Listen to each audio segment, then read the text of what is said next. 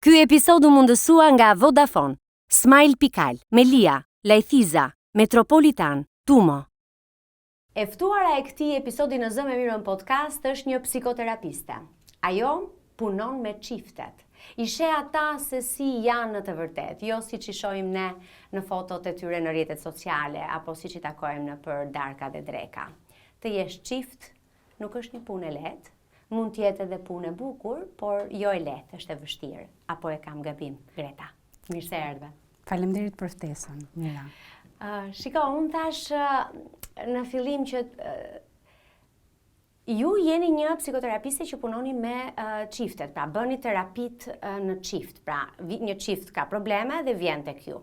Po, pyetja ime e parë, kështu si shumë shkurt, ndoshta dhe e paduruar, është cila është fjalia që thonë në përgjithësi çiftet kur vinë tek ty? Mund të jenë të shumta dhe zakonisht pritet që fjalia që mund të dëgjosh më shpesh kur çiftet janë në krizë është nuk të dua më, po në fakt ajo që është më shpesht është jam e lodhur duke u përpjekur, jam lodhur duke u përpjekur të shpjegohem, të ndihem i parë, të ndihem i dëgjuar, të ndihem e kuptuar në këtë marrëdhënie.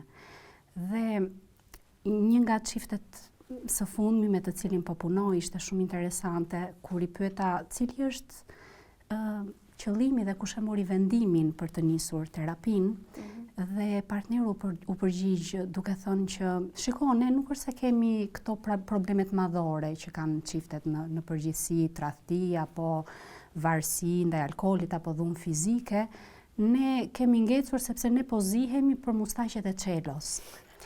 Dhe në një farë mënyre ajo çka ndodh është që shpesh herë çiftet duket ose mendojnë që po zihen për punët e shtëpisë, për ato çorapet e palare që nuk hidhen kurrë në koshin e rrobave, për parat, për punën, për çështjet logjistike, kush i merr dhe i çon fëmijët, por konflikti është shumë herë më i thellë se sa kaq. Zakonisht konfliktet në çift janë betejë për lidhje emocionale, jo për temën në sipërfaqe. Futet dashuria këtu. Dhe si futet dashuria në një raport në çift kur fillon dhe dalin konfliktet? Fillimisht është dashuria, e dim këtë dhe asgjë nuk prish punë. Po më pas, kur njerëzit ambientohen dhe fluturat në bark thonë nuk janë më, nisin problemet. Është dashuria që i fshen fillim dhe pastaj bashkëtesa i nxjerr në pa diferencat e ndryshme që mund të jenë sociale, psikoemocionale. Ato teoritë më të hershme të marrëdhënies në çift edhe të dashurisë thonë që janë 3 komponentë të rëndësishëm që duhet të ekzistojnë që çifti të jetë bashkë.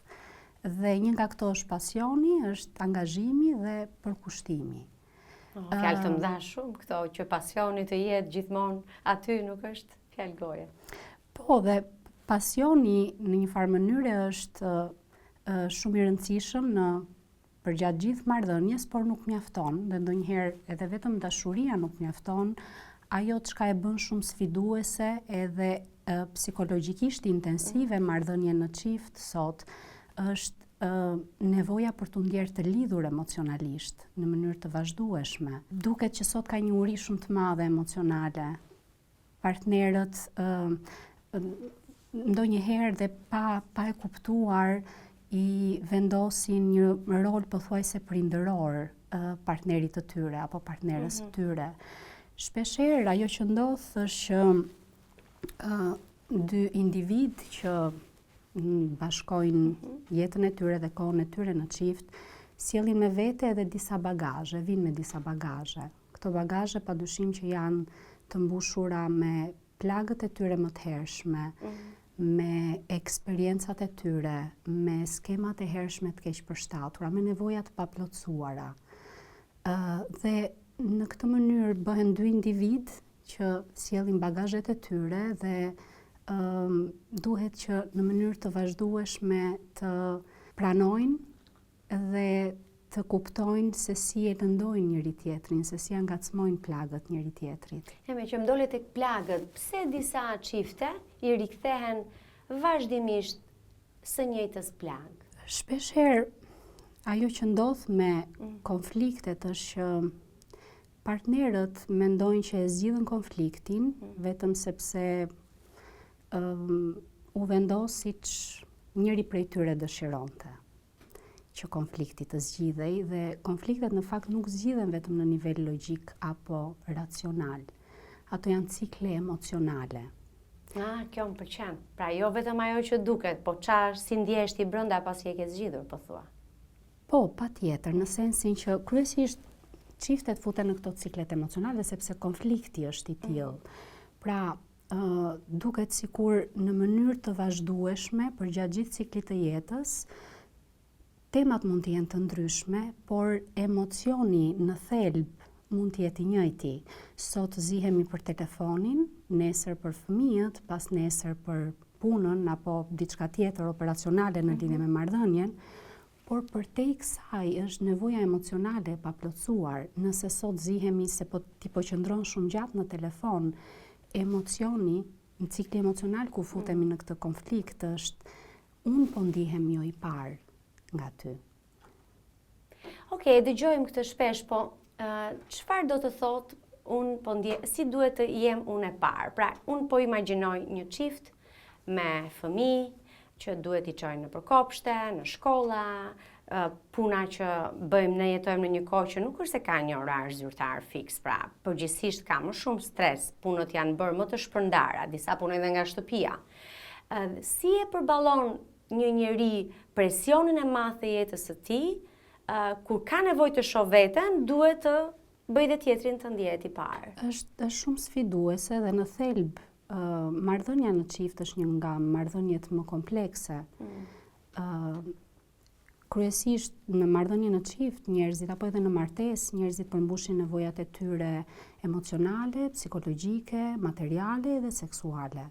Dhe të jetuarit vetëm është shumë e ndryshme nga jetesa në çift, sepse të jetosh në çift do të thotë që të ndërmarrësh edhe një sër detyrimesh dhe të ndërmarrësh edhe disa përgjegjësi. Të heqësh dorë nga disa gjëra për veten tënde, për tjetrin? Në fakt, këtë nuk do ta konsideroja shumë të shëndetshme. Që të heqësh dorë, qëllimi është që të dy t'i plotësojnë nevojat në mënyrë adekuate dhe të përshtatshme. Dhe ajo çka e bën komplekse është edhe në këtë organizimin edhe të aktiviteteve të kohës së lirë, nuk e planifikon më vetëm, po duhet marrësh në konsiderat partnerin. Apo organizimi apo të gatuarit të 1095 vakteve në vit me një buxhet të kufizuar, padyshim që e bën shumë sfiduese marrëdhënie në çift. Dhe nëse ne ndeshemi dhe përballemi me një stres kronik apo nervozizmin dhe stili jetës është shumë stimulues në fakt, mungesa e gjumit, lodhja, stimuj të tjerë, e bëjnë sistemin ton nervor që të ketë një tolerancë shumë më të ulët ndaj frustrimit.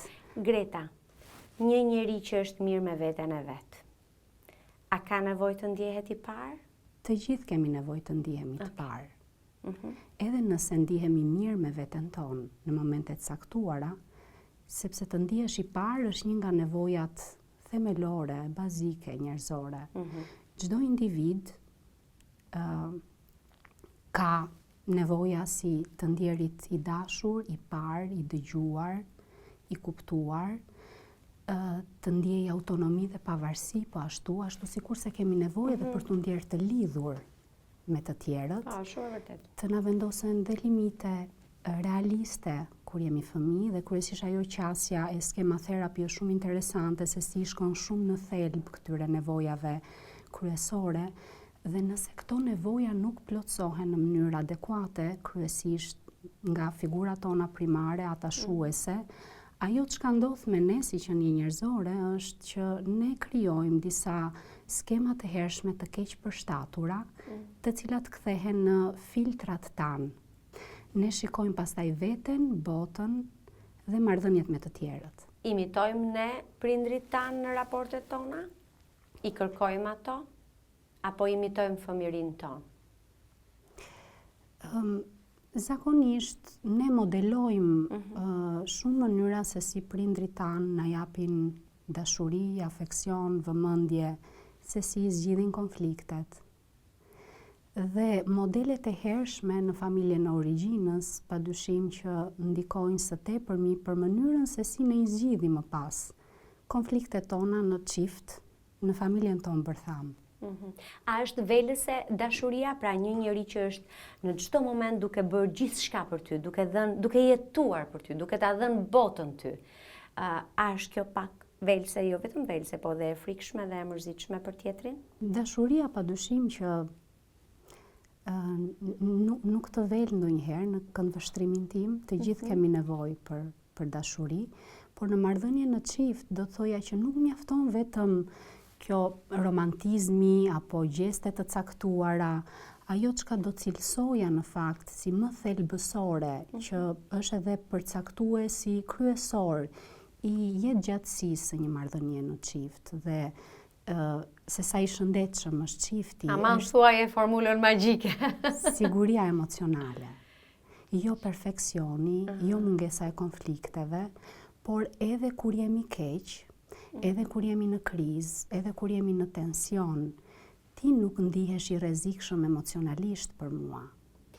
Kur është një konflikt i pashëndetshëm dhe kur është një konflikt për cilin raporti në çift ka nevojë, sepse e besoj këtë edhe mund të biem gjithë dakord që nuk ka jetë pa debate dhe pa konflikt. Nëse jemi njësoj dhe gjatë gjithë kohës në një vijë lineare, kjo është një gjë shqetësuese. Edhe një mendje jo profesionale, një mendje e qetë normale e kupton ka gjë apo jo. Padyshim dhe ka një lloj, le të themi, qëndrimi ndaj konfliktit si diçka negative, por në thelb konflikti është një ngjarje neutrale, që do të thotë dy individ që kanë mendime, qasje, këndvështrime, perspektiva të ndryshme në lidhje me një çështje të caktuar. Dhe konflikti është i pashmangshëm në çdo marrëdhënie njerëzore. Është dëshmia që jemi gjallë, Padyshim. që kemi një kërkesë brenda vetes. Padyshim. Dhe ajo çka e bën diferencën në fakt në mënyrën se si apo që përcakton një çift të shëndetshëm ose jo të shëndetshëm është mënyra se si ata i qasen zgjidhjes së problemit.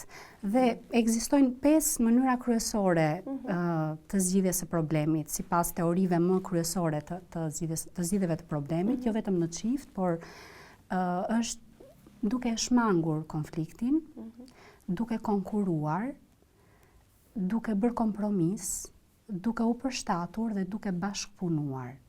Mënyra e bashkëpunimit të zgjidhjes së konfliktit është mënyra më e shëndetshme për të zgjidhur konfliktin, sepse të dy partnerët kanë bashkëpunim të lartë dhe asertivitet të lartë, që do të thotë të dy i diskutojnë dhe marrin në konsiderat nevojat e secilit për të rënë dakord në një zgjidhje të përbashkët. Të gjitha format e tjera të zgjidhjes së konfliktit janë më pak të shëndetshme. Unë njoh njerëz që më thonë që është më mirë ta shmangësh të martuar gjithmonë, se për ata po flas, sikundër vet nuk jap dot mend, po njerëz që unë bisedoj me ta, kuptoj dhe më thonë që vazhdimisht është një ide e mirë është ta shmangësh konfliktin me burrin. Është del më i fituar sepse në një konflikt askush nuk fiton. Ndoshta kjo është një nevojë për të mos u përballur, po thua ti. Nuk është një rrugë e mirë ta shmangësh konfliktin. Të bësh sikurse sheh. Shmangja ashtu sikurse edhe mënyra e zgjidhjes konfliktit në mënyrë konkurruese janë dy nga format më të pashëndetshme të zgjidhjes së konfliktit. Dhe ta shmangësh konfliktin duket sikur për momentin krijon një lloj homeostaze, po e cila është fiktive në marrëdhënie në çift. Ka shumë çifte të cilat nuk kanë konflikte, flasin vetëm për gjëra shumë logjistike, parat, fëmijët, aktivitetet, kurset e kështu me radhë, por në thelb ata janë të distancuar emocionalisht prej njëri tjetrit. Dhe kjo çon në atë ftohjen graduale të marrëdhënies. Indiferenca ndaj partnerit, ashtu sikurse edhe ndaj mënyrës se si i qasemi kur kemi konflikte, është një nga indikatorët më destruktiv të marrëdhënies në çift dhe përfundojnë në dy njerëz që jetojnë në një krevat, pranë njëri tjetrit, por jo me njëri tjetrin. Kjo është e trisht. Në këtë rast Kur kjo gjë nuk zgjidhet, Greta, divorci është një zgjidhje? Në fakt, çiftet që kërkojnë ndihmë profesionale dhe vinë në terapi nuk duan të ndahen. Pse nuk duan të ndahen? Për fëmijët, për vazhdimsinë e tyre, ju vjen keq për të shkuarën, për investimin, se s'kan ku shkojnë se një shtëpi e dytë kushton, mund të jetë edhe ekonomike, apo se vërtet thellë tek ata ka dashuri, por thjesht jeta ka ndodhur dhe duan ta zgjidhin. Si mendon ti në një konkluzion nëse e ke? Kjo pyetje mund të marrë shumë përgjigje, edhe pyetje të tilla që marrin shumë përgjigje janë pyetje shumë të mira dhe inteligjente. Okay.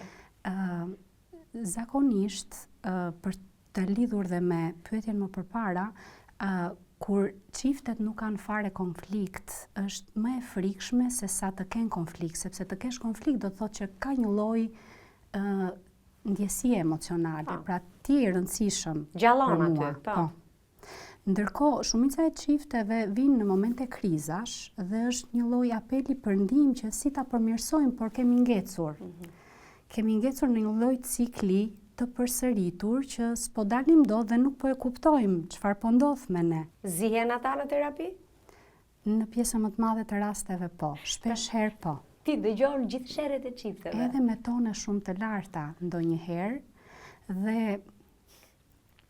tonet e larta në një farë mënyre janë një nga ato shenjat që e dëmtojnë marrëdhënien në çift, ashtu sikurse ka dhe disa shenja të tjera që e dëmtojnë marrëdhënien në çift. Cilat janë shenjat e tjera? Përveç toni, dhe do doja të ndalesha pak këtu, është që shpeshherë më shumë impakt ka toni i zërit se sa fjalët ndonjëherë. Dhe kur toni është i lartë, e bën partnerin që të aktivizojë sistemi nervor, aktivizohet dhe e shikon dhe percepton si mbjetesë. Pra, partneri nuk është më, apo partnerja nuk është më personi që dua, por është burimi i kërcënimit.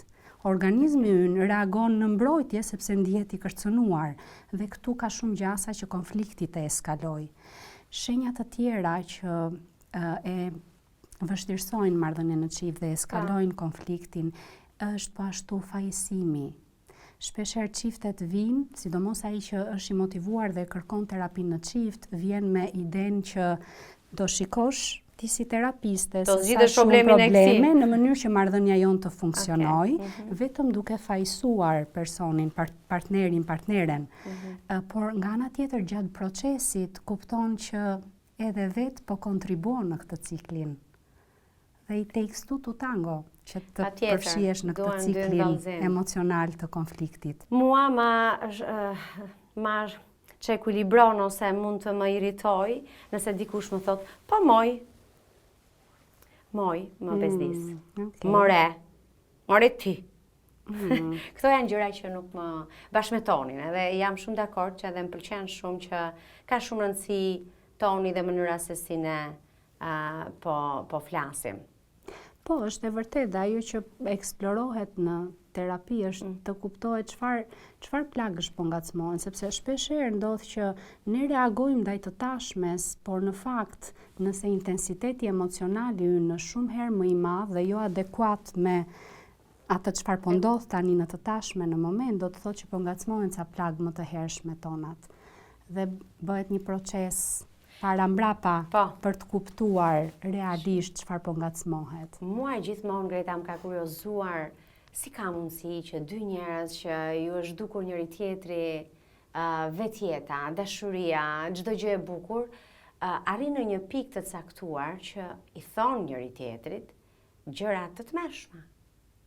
Dhe ndodh, mbase nuk ndodh të gjithëve, po ndodh. Sepse zakonisht kur preken plagët, nuk flet vetja jonë adulte, nuk flet pjesa jonë e rritur e shëndetshme, flet fëmia vulnerabël, fëmia i zemëruar, fëmia i lënduar, fëmia impulsiv. Okej, e kuptoj. Është trauma, ajo që ti nuk e ke zgjidhur apo është mënyra se si ti e formuar dhe si e rritur. Pra ne marrim në lidhjet tona fëmijën që kemi qenë. Patjetër, dhe është pjesë e jona, pjesët tona fëminore të pa shëruara, të lënduara, dhe zakonisht ajo çka ndodh në fakt realisht, dhe që eskalon konfliktin, duket që themi gjëra kaq të rënda për tjetrin dhe ngacmojmë dhe gërvishtim plagën e njëri tjetrit, është kur del në pa kjo pjesa jonë fëminore e zemëruar dhe ajo që çiftet e kanë të vështirë të kuptojnë është që përtej zemërimit ka gjithmonë dhimbje. Zemërimi është një emocion sekondar që kryesisht kamuflon ose fshesh shumë më mirë vulnerabilitetin, vuajtjen, dhimbjen. Është më lehtë të jesh i zemëruar dhe i natosur se sa të ndjesh dhimbjen dhe lëndimin. Interesante kjo, po jam dakord, më pëlqen. I zgjidh seksi sherret? I shuan? Seksi është një komponent. Çfarë mendon për ata që e kanë mjet për të shuar një konflikt? Marrëdhënia seksuale është shumë e rëndësishme në një marrëdhënie në çift, por nuk mjafton vetëm. Seksi mund ta zgjidhë një konflikt të momentit, zbuten partnerët, fillojnë komunikojnë sërish, por nëse konflikti nuk është zgjidhur në nivel emocional, seksi nuk mjafton. Për te shkaqeve që mund të janë edhe fizike, a mund ta duash një njeri shumë edhe të mos e dëshirosh atë, të mos kesh kimi me të? Mund të ekzistojë dhe kjo, thua? Janë koncepte që të dua të dëshiroj. Të dua pos të dëshiroj, të dëshiroj pos të dua. Duket shumë filozofike si çështje. Pastaj edhe kryesisht ajo kimia që ti po përmend tani, nëse unë do ta cilësoja, domethënë në fushën e terapisë së çiftit njihet si skema chemistry. Pra ka një lloj kimie në marrëdhënie të, le të themi, kur partnerët kanë dhe aktivizojnë tek njëri tjetri skema të caktuara, pra dikush ka kontrollin dhe dikush vetë sakrifikon, janë dy marrëdhënie që duket sikur kanë kimi mes tyre, po ndërkohë nuk ndihet aq e shëndetshme kjo marrëdhënie. Pra unë lidhem emocionalisht me ty duke kontrolluar, duke sulmuar, duke kritikuar, duke ullastuar, personi tjetër toleron, nënshtrohet, vetë sakrifikon, po kjo sërish e bën çiftin që të futet në një cikël jo të shëndetshëm të marrëdhënies. Pra ajo kimia e fillimit, që duket sikur, ka diçka që neve na bashkon, edhe pse ndihen të kundërta, emocionalisht ndihet familjare, është, të themi, në modelet më të hershme të familjes, ne mund të kemi parë një model të tillë të ngjashëm, ndihet familjare për ne, edhe pse nuk është e shëndetshme. Ti takon çiftet dhe ke dhe burrin edhe gruan.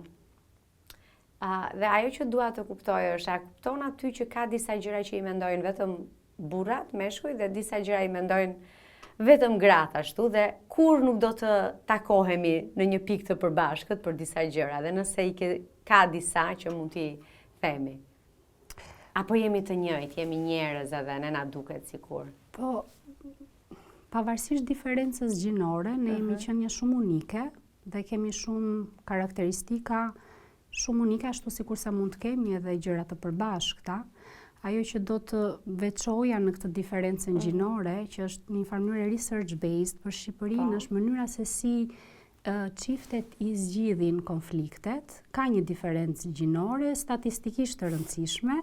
Gratë priren që të përdorin më shumë kompromisin për zgjidhjen e konfliktit, ndërsa burrat përdorin më tepër mënyrën e zgjidhjes konfliktit duke konkuruar ose duke shmangur. Pra nëse e din që nuk fitojnë, e shmangin. Dhe ajo çka çiftet mësojnë në terapi është që qëllimi i çdo lloj konflikti nuk është që të fitojmë, por të kuptohemi. A janë burrat djemt e mamit të tyre përgjithmonë? Fëmijët e mamit?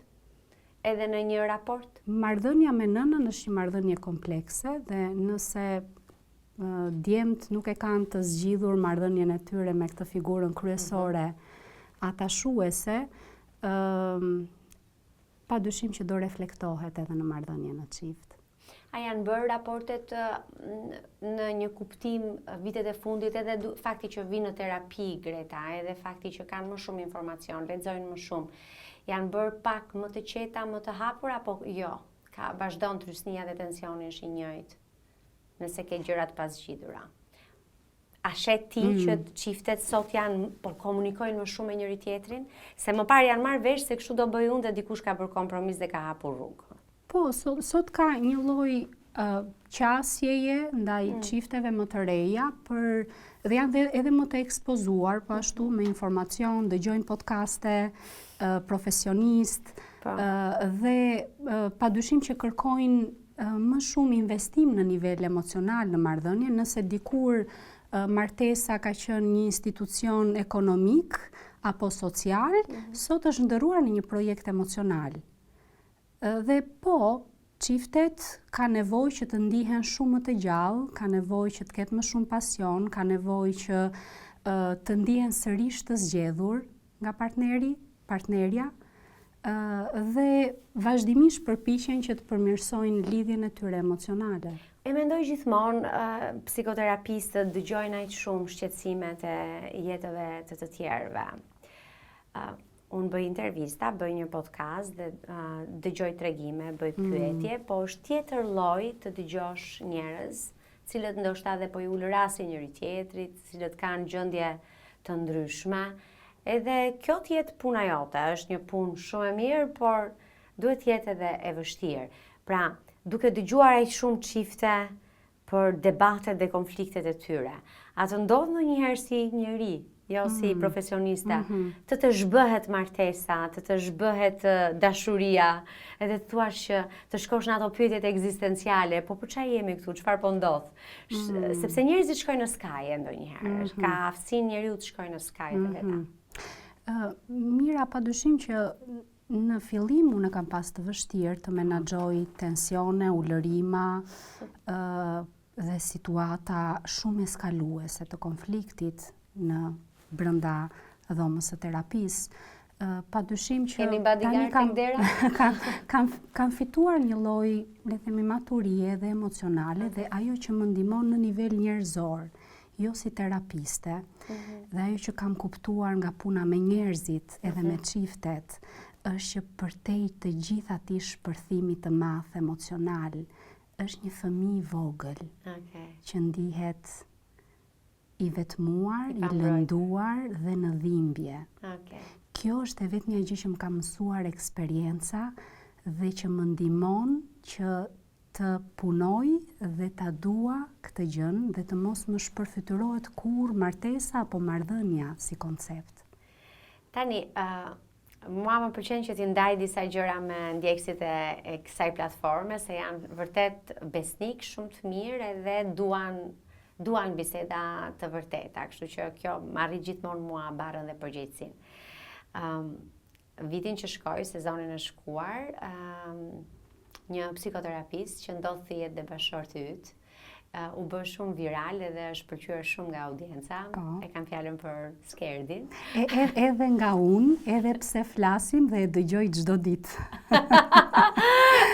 Do me thënë ti e dëgjove burrin tënd edhe kam dëgjuar disa herë, jo vetëm një herë. E zgjodha atë ditë, besoj. Okej. Sepse ishte në një kontekst tjetër dhe vërtet Skerdin e pëlqyen shumë. Njerëzit e më vjen shumë mirë. Por gjithashtu. Po, patjetër, edhe më vjen shumë mirë që të ka pëlqyer. Të ka pëlqyer. Si është për dy njerëz që vinë nga i njëjti profesion, jeni të dy psikoterapistë, merrni me raportet njerëzore. Martesa, a ju ndihmon ju profesioni që të merreni vesh më mirë me njëri tjetrin apo ndoshta jo dhe aq përkundrazi? Padyshim që formimi na ka ndihmuar, ne jemi njohur shumë herët bashkë, kemi ndarë të njëjtin auditor dhe kemi qenë në një program studimi dhe në një farë mënyre është një nga ato marrëdhëniet që jemi rritur bashkë. Dhe nëse do më pyesje sërish, unë do të zgjidhja sërish një njeri që të rritem me të dhe të ndërtoj me të gjitha vështirësitë e tjera jetën. Ndihmon eksperienca, ndihmon formimi, ndihmon puna me çiftet, jashtëzakonisht shumë, në sensin ndihmon që të lexosh ku është lëndimi dhe dhimbja përtej atyre momenteve të vështira, konfliktuale, që patjetër edhe ne i kalojmë dhe vazhdojmë t'i kemi. Por ajo çka e bën diferencën është të qeni të dy në të njëjtën fushë na ndihmon që të rilidhemi dhe ta riparojmë atë lëndimin që mund t'i kemi shkaktuar njëri tjetrit. Sado që ta kesh profesionin në shtëpi, ti je njeri. Patjetër. Ajo është streha. Pa diskutim. Ku njeriu është njeri edhe me fëmijët dhe me partnerin, kështu që e marr me mend aty ndihmon dashuria dhe raporti si e keni vendosur ju të dy si njerëz. Greta, unë të falenderoj shumë, edhe më vjen shumë mirë që ne e bëm këtë bisedë, sepse unë kam folur gjithmonë për dhe do vazhdoj të flas sigurisht për çështjet e shëndetit mendor, emocional, por asnjëherë nuk kishim folur për çiftet. Pra nuk kishim folur në çift, kemi folur për njeriu më vete si individ, por në fakt çfarë jemi ne pa tjetrin?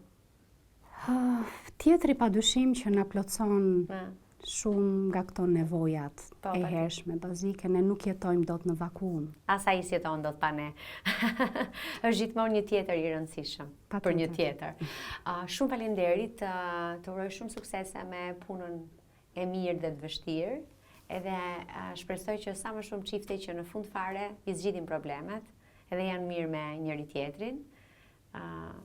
Ata që duhet ndahen, le të ndahen.